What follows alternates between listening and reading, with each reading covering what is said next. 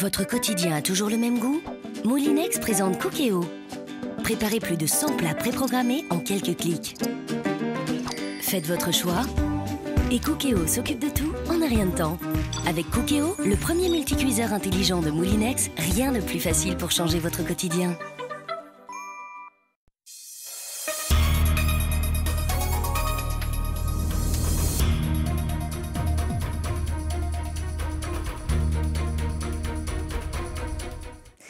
À la une de l'actualité, l'état de santé d'Hugo Fidélin qui ne s'est jamais amélioré depuis son accident il y a 10 jours. Le champion de jet ski a été évacué d'Italie par convoi sanitaire vers un hôpital parisien aujourd'hui.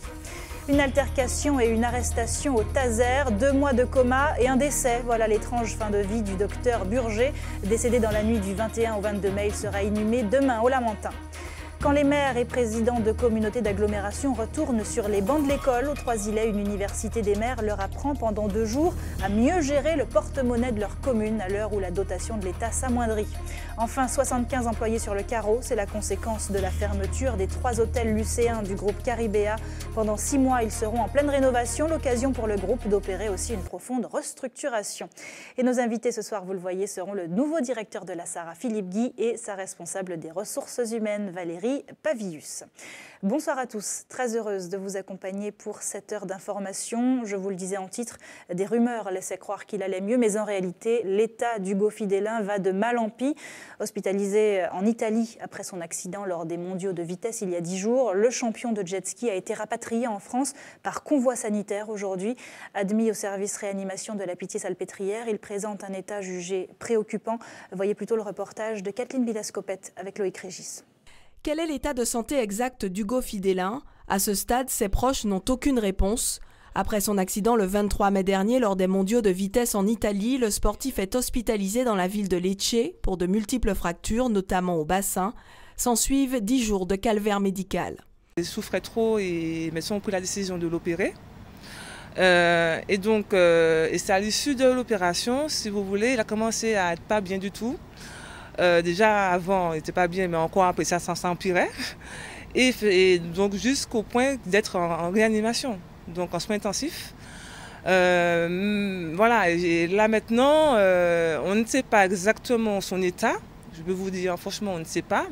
Aux complications médicales s'ajoute la difficulté à communiquer avec les équipes soignantes. Sa copine qui était à son chevet tout le temps, depuis l'accident, qui essayait de comprendre, elle parle un peu espagnol, et avec des patients qui étaient là, qui traduisaient plus ou moins ce que les médecins disaient. Pourtant, peu après la blessure, des photos d'un Hugo Fidélin convalescent ont circulé sur les réseaux sociaux et les médias, laissant croire au rétablissement progressif du champion.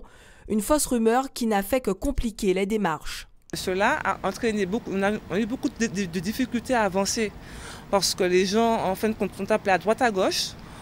Personne ne nous répondait, donc pensaient qu'Hugo allait bien. Donc au bout d'un moment, on a arrêté avec ça, d'avoir recours à des autorités, quelles que soient les autorités, notamment de locales ou métropolitaines. Et on a décidé carrément de se débrouiller tout seul, avec la famille, les amis, proches, les relations, et voilà.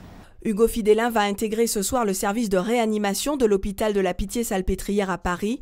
Dans 1 ou 2 jours, les médecins devraient livrer leur diagnostic. La famille n'écarte pas d'user de tous les recours administratifs et judiciaires en cas de manquement dans la prise en charge médicale du sportif. 2 mois de coma avant de mourir. Le décès du docteur Dominique Burger n'a rien de naturel. C'est une interpellation musclée à Schellcher qui l'avait conduit à l'hôpital. Décédé dans la nuit du 21 au 22 mai, il sera inhumé demain à l'église du Lamentin. Le reportage d'Hélène Renaud. Une semaine après la mort du médecin Dominique Burger, la douleur reste vive près de son cabinet médical. Le pharmacien qui le connaissait depuis 8 ans l'affirme. Très à l'écoute, le docteur s'était constitué une patientèle fidèle. On a été amené à annoncer à certains de ces patients qui n'arrivaient pas à le joindre le terrible drame qui s'est déroulé. Et pour nombre d'entre eux, ça a été un choc d'apprendre sa disparition. Et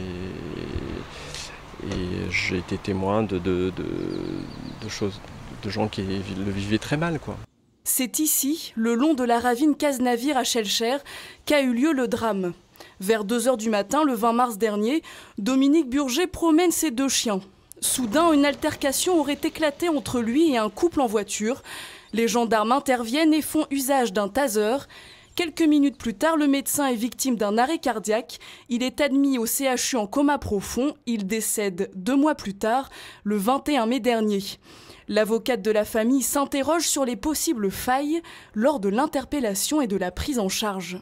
Il y aurait eu utilisation de taser, à 3 reprises, alors que M. Burger se trouvait déjà menotté. À partir du moment où vous arrêtez quelqu'un, vous l'interpellez, vous lui mettez des menottes, quel besoin y a-t-il à mettre encore à utiliser le taser? Et si vous utilisez le taser, pourquoi ne pas mettre en place la procédure adéquate? Appelez immédiatement le SAMU, puisque vous vous rendez compte qu'il présente un arrêt cardiaque. S'agit-il d'une bavure de la part des gendarmes? Les militaires ont-ils abusé de leur pouvoir? Selon nos informations, Dominique Burger aurait été armé d'un sabre lors de l'interpellation. Une information judiciaire est ouverte et un juge d'instruction a été saisi pour déterminer les circonstances exactes du drame ayant conduit à la mort du médecin. Au moment où il a été interpellé, il était effectivement d'une extrême violence. Donc c'est une intervention qui a été faite à ce moment-là avec un certain nombre de moyens qui ont été utilisés. Il faudra vérifier si effectivement ces moyens étaient adaptés à la situation. Et ensuite, comme je vous le disais, il faudra aussi déterminer si éventuellement l'utilisation de ces moyens a été à l'origine de l'état de santé de M. Burger, ce qui n'est pas là non plus évident compte tenu de l'état dans lequel il se trouvait. Dominique Burger résidait dans ce quartier chez le Chérois. Ses voisins le décrivaient comme quelqu'un de sociable mais dépressif depuis quelque temps. Les obsèques du médecin auront lieu demain à 16 h à l'église du Lamentin. Il avait 3 enfants âgés de 10 à 13 ans. Une 60aine d'élèves à l'infirmerie avant midi. La situation est plus que préoccupante au collège du Robert, situé à Pontaléry. Aujourd'hui, de nombreux élèves et professeurs ont été incommodés par l'odeur des sargasses, nausées, maux de tête. La plupart des élèves et professeurs ont été renvoyés chez eux. Seuls ceux qui étaient encore en état sont restés pour surveiller les élèves. En revanche, aucun cours n'a pu être assuré aujourd'hui. En politique, c'est une date que les partis attendaient avec impatience. Le 1er juin marque officiellement le début de la campagne électorale pour la collectivité unique. Depuis plusieurs semaines, les meetings avaient commencé à rassembler les partisans de tous bords. Aujourd'hui, la propagande peut réellement commencer. Il s'agit de séduire une population qui espère avoir des personnalités politiques à la hauteur du défi que représente la collectivité territoriale de Martinique, la première de France. Guy Raphaël René. À 6 mois du scrutin qui débouchera sur la mise en place de la collectivité territoriale de Martinique, les Martiniquais espèrent une campagne à la hauteur du rendez-vous exceptionnel et historique qui attend l'ensemble de la population. Que la campagne soit propre, sincère et sans insultes. J'attends plus de choses pour les jeunes, notamment les jeunes étudiants, parce qu'il y a beaucoup de formations qu'on supprime ici. J'attends que les candidats fassent des propositions intéressantes. J'espère qu'il y aura une belle campagne. J'attends rien de la campagne qui va commencer parce que tous les jours, dans les organes de presse, on les voit déjà en démonstration, tous ceux qui vont se présenter et qui risquent de nous représenter. Une période particulièrement délicate, surtout dans le domaine de la communication qui est régie par une réglementation drastique. Les 2 collectivités concernées, à savoir le Conseil général et le Conseil régional, ne peuvent plus à partir d'aujourd'hui piocher dans leur budget pour faire de la propagande. Ça veut dire quoi? Ça veut dire que les inaugurations, les campagnes de communication en 4x3, les congrès, les séminaires, tout ça est strictement interdit. Les élus de ces mêmes collectivités et les candidats à la future élection sont également concernés par la réglementation. Interdiction formelle de glorifier les actions de la collectivité à laquelle ils appartiennent dans leur discours. Par exemple, un discours au moment d'un forum organisé, tout ça est totalement proscrit. Le risque est énorme puisque les élus ou les présidents de collectivités qui enfreindraient la loi risquent l'inéligibilité, c'est-à-dire que par exemple, s'ils sont élus, ils pourraient voir leur mandat annulé. Les 2 tours du scrutin sont prévus les 6 et 13 décembre prochains.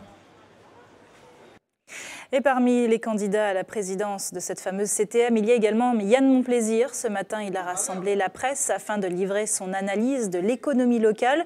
Hausse du chômage, taux de croissance et investissement insuffisants, autant d'indicateurs d'une économie peu reluisante.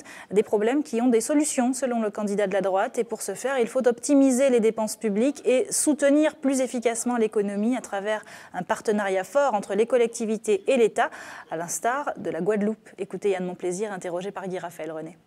La Martinique ne va pas bien et elle pourrait aller mieux. Il suffit de se comparer à la Guadeloupe pour savoir qu'on pourrait aller mieux. Il aurait fallu avoir beaucoup plus relancé la dépense publique.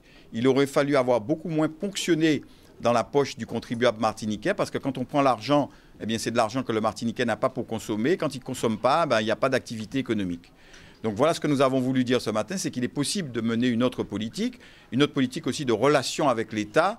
Si nous n'avons pas de cyclotron, ou nous risquons de ne pas avoir de cyclotron, si notre hôpital est en faillite alors qu'on donne 560 millions d'euros à la Guadeloupe pour son hôpital, c'est bien parce que nos relations avec l'État ne sont pas ce qu'elles devraient être. C'est-à-dire que nous pensons que nous sommes aujourd'hui dans une posture par rapport à l'État et nous refusons d'admettre le fait que nous soyons français à part entière et ceci nous interdit de revendiquer en tant que Français.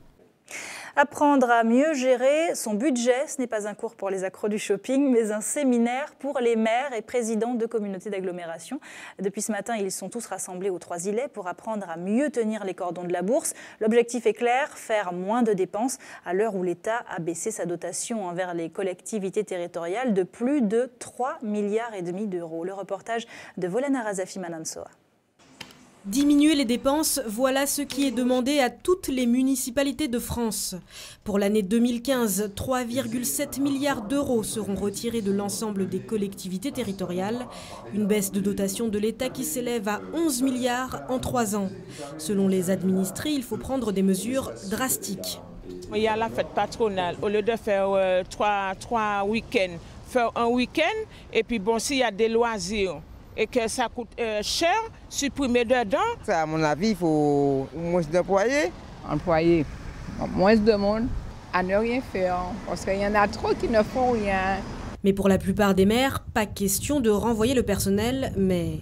Nous avons une priorité qui est la masse salariale, vous savez, et quand même qui est fort importante, que nous essayons de contraindre chaque année, parfois en disant nous ne pouvons remplacer les départs à la retraite, par exemple. Dans la commune des Trois-Îlets, comme dans celle du Gros-Morne, le budget annuel est de 12 millions d'euros de fonctionnement et de 6 à 7 millions d'euros d'investissement.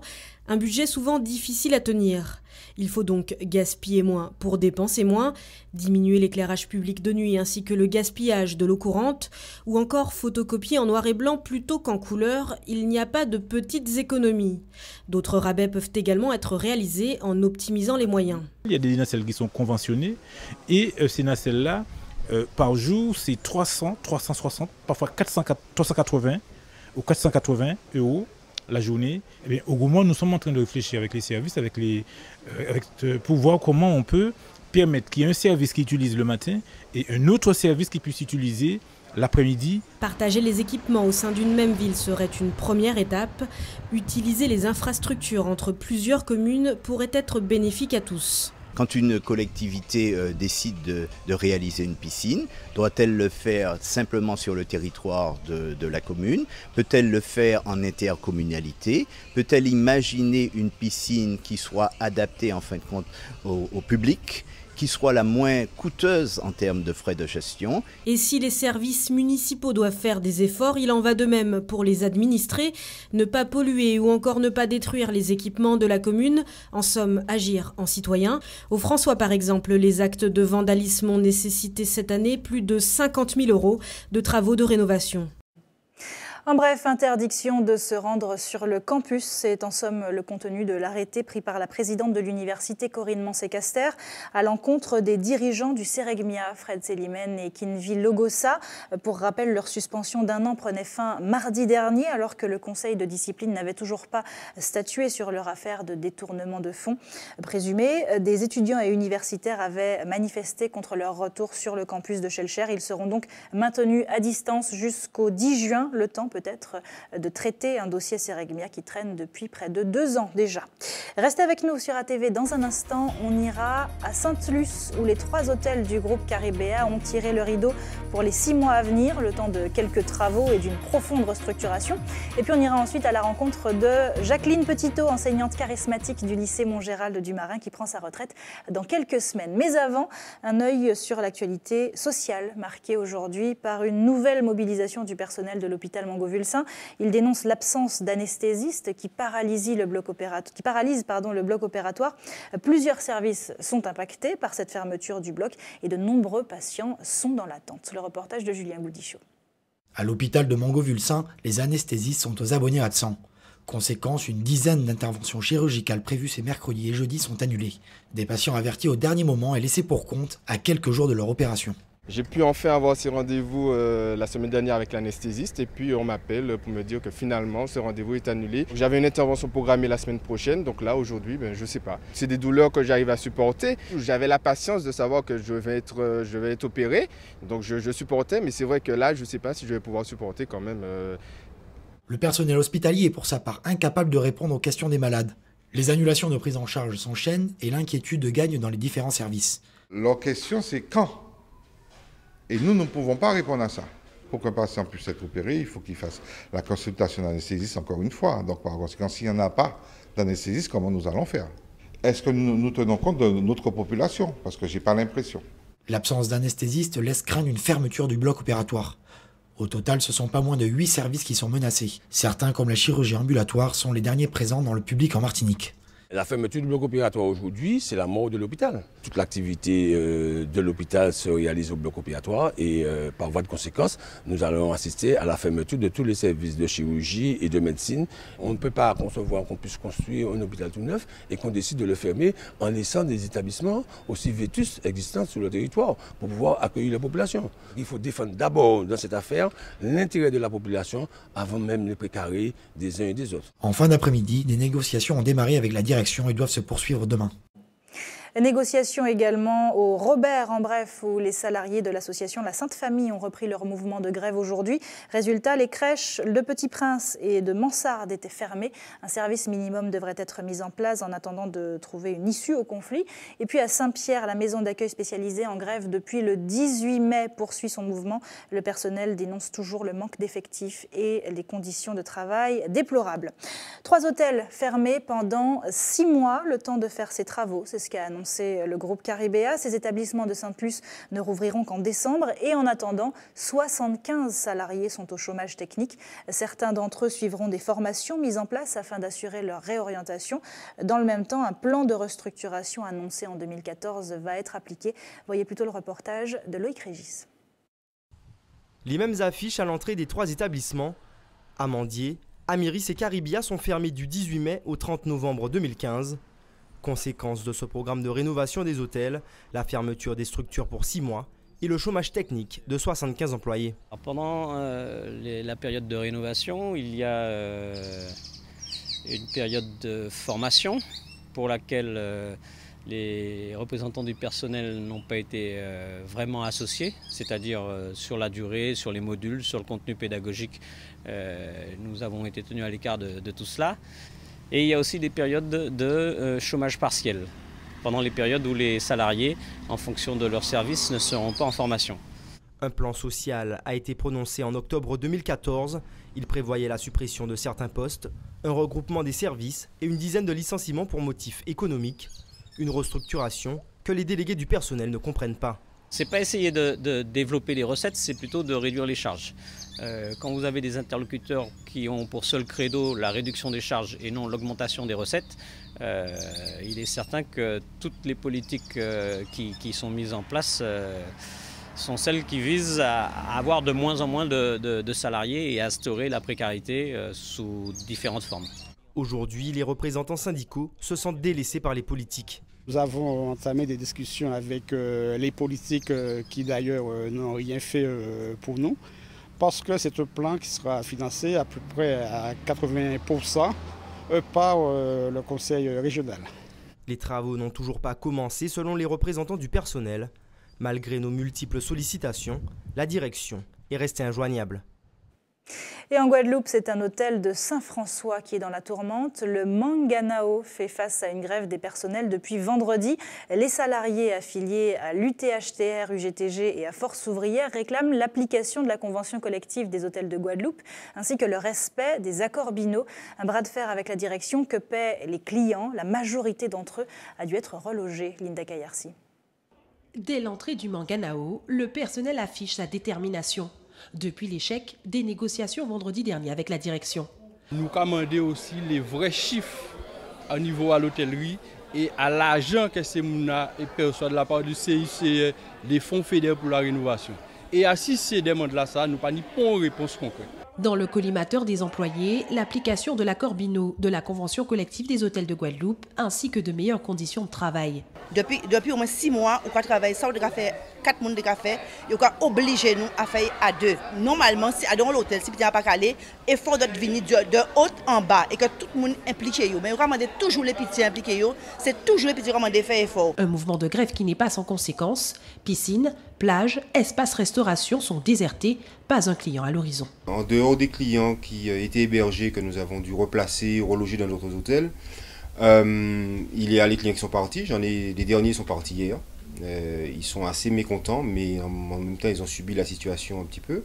Et puis les clients arrivés, mais il faut s'en occuper, il faut réussir effectivement à les joindre tous et à les replacer s'ils souhaitent venir en Guadeloupe, ou à leur proposer une autre solution s'ils ne souhaitent pas, s'ils souhaitent reporter leur séjour ou ne pas venir tout simplement. Une attractivité menacée tout comme l'avenir de l'hôtel.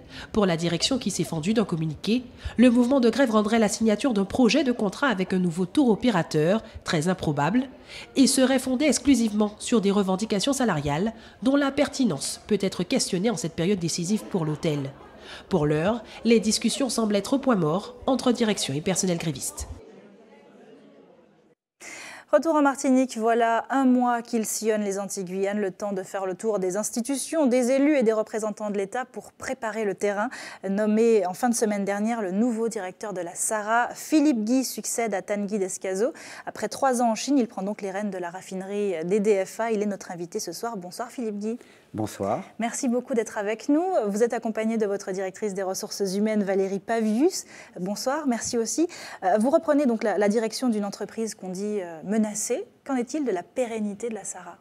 Écoutez, pour vous répondre très clairement, la pérennité de notre entreprise SARA, le premier critère sera notre outil industriel doit être utilisé en toute sécurité. Et ça, c'est un prérequis.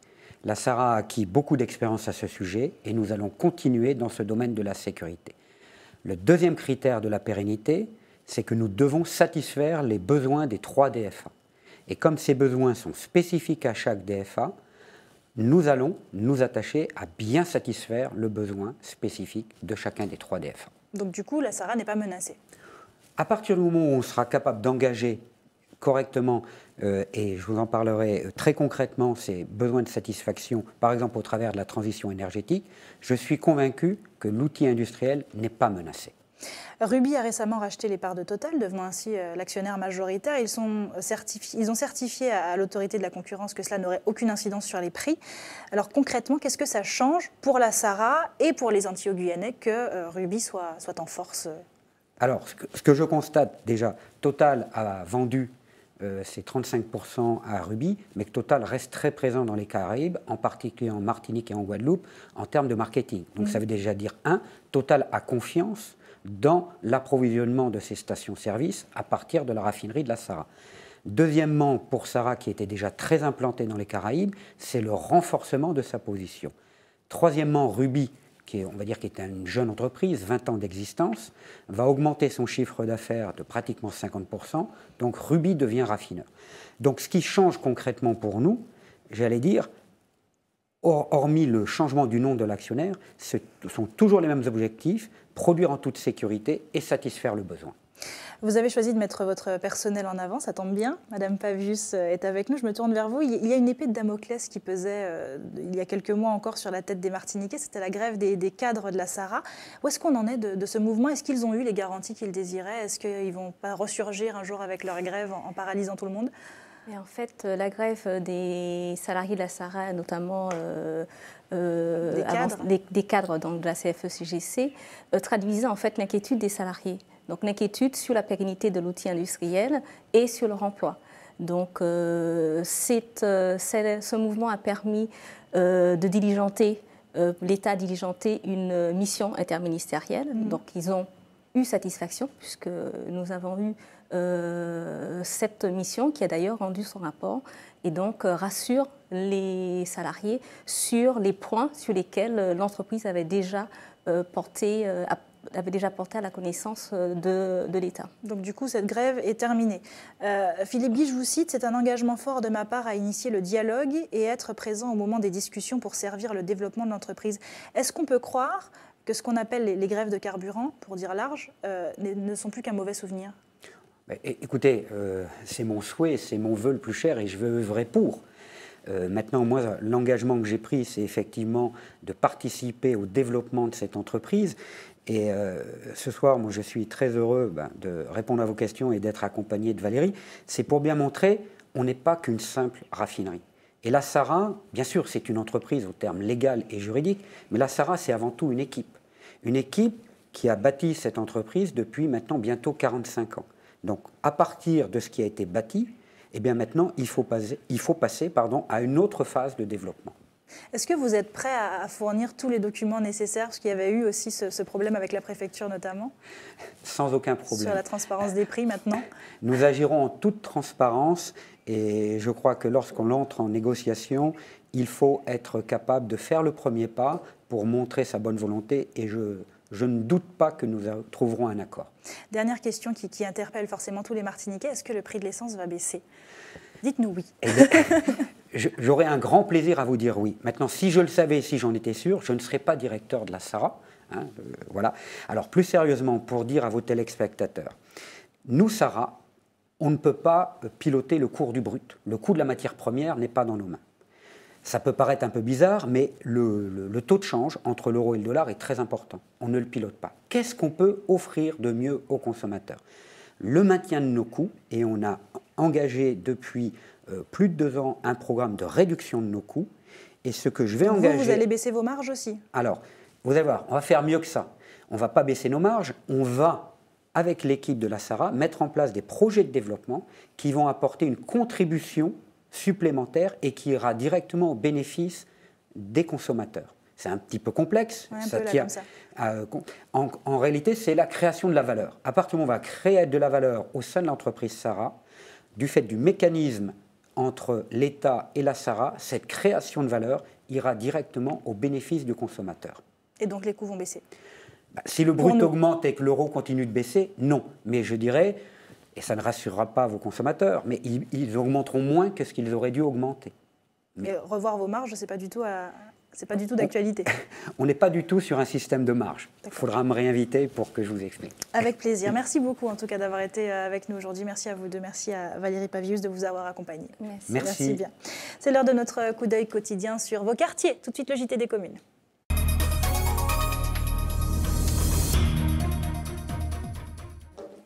Le JT des communes qui commence par un au revoir. Enseignante depuis 1978, Jacqueline Petitot tire sa révérence cette année. Professeure de littérature charismatique, syndicaliste engagée, elle dira adieu aux salles de classe en fin de cette année scolaire.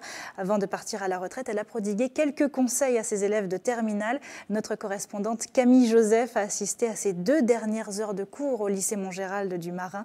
L'occasion de revenir sur une belle et longue carrière. Regardez. Engagé dans la voie ouverte par Freud et d'avoir poursuivi sans relâche les prospections dans le sous-sol de l'homme. Nous sommes d'accord? 37 années au cours desquelles Jacqueline Petitot s'est appliquée avec bonheur à inculquer à ses élèves, qu'ils soient collégiens ou lycéens, l'amour des grands auteurs classiques ou contemporains. Quand j'étais en collège, j'étudiais avec des élèves Une tempête d'Aimé Césaire. Il y a eu des interprétations qui étaient vraiment très belles. Alors un autre très beau moment, alors il s'agit encore d'une pièce de théâtre. Les élèves avaient, il y a 3 ans, je crois, une pièce de Samuel Beckett, Fin de partie, qui est une pièce, qui est un auteur quand même, qui est réputé difficile et obscur. Les élèves ont proposé des mises en scène qui étaient stupéfiantes. Elle s'est instaurée entre ses élèves et elle une certaine complicité qui fait que son cours est un véritable moment d'échange. rendant la matière tellement plus ludique. Vous avez des trésors que vous refoulez, que vous jetez à la poubelle. Mais oui, Ledron, tu avais dit, lorsque Rosélie dit la vie est belle, ça ne veut pas dire qu'il pense vraiment que la vie est belle. Il dit, malgré tous les problèmes de la vie, eh bien, nous devons nous dire, la vie est belle pour surmonter ces problèmes-là. Et malgré la proximité de ce grand jour qui sonne l'heure du départ à la retraite, Jacqueline Petitot continue à prodiguer à ses protégés tout le savoir nécessaire à la réussite. Elle est dynamique, elle est à fond dans ses cours et qu'elle veut qu'on réussisse, donc elle nous donne tout ce dont on a besoin. C'est pas quelque chose que j'avais travaillé au collège et j'ai bien aimé apprendre à travailler sur les poètes d'ici et les écrivains d'ici. Alors moi je dis parfois que ferait-elle sans vous, mais il faudrait que je dise aussi que feriez-vous sans moi. Après une si longue carrière en compagnie de jeunes, il s'agit pour elle de passer à une autre étape de sa vie. Je ne pense pas du tout que, que j'aurai le temps de m'ennuyer. À l'heure où les réformes scolaires sont d'actualité, Jacqueline Petitot espère de tout cœur qu'elles se feront toujours à l'avantage des élèves. Jetons un œil à la carte de l'EFS. Comme chaque jour, le camion de l'établissement français du sang sera stationné au garage AutoGM à Acajou, au Lamentin, de 8h à 13h demain. Vous pouvez aussi vous rendre à la Maison du Don, à la Ménard, de 9h à 16h. On termine ce journal avec une petite correction, un petit erratum. Hier, nous vous parlions de cette journée Fête des mères organisée au François. Eh bien, elle ne l'était pas par la municipalité, mais par Michel Solmon, que nous saluons aujourd'hui. C'est la fin de votre édition locale et communale. Merci à tous de l'avoir suivi. Ne bougez pas, dans un instant, on reste tout près de vous avec Anche Pays. À tout de suite.